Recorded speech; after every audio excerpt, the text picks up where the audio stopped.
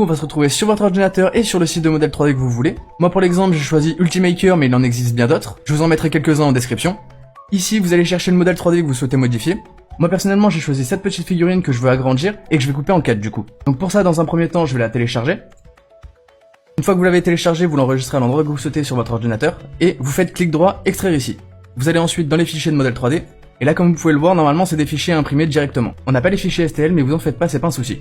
Du coup vous allez ouvrir Fusion 360, vous allez vous rendre ensuite dans maillage, puis dans insérer et insérer le maillage. Ici il vous suffit de retrouver le modèle 3D que vous souhaitez modifier sur votre ordinateur. Vous cliquez dessus et vous faites ouvrir. Ici il vous suffit de disposer le modèle 3D comme vous le souhaitez, et une fois que ça vous convient, vous faites entrer. Maintenant que le modèle 3D est placé, moi je vais me mettre sur la vue de haut pour que ça soit plus simple, et on va pouvoir commencer à préparer les plans de coupe. Donc dans un premier temps je vais cliquer sur créer une esquisse de plan de coupe, je choisis le modèle que je veux découper, et là comme vous pouvez le voir, automatiquement ça me crée une ligne orange qui va être mon plan de coupe.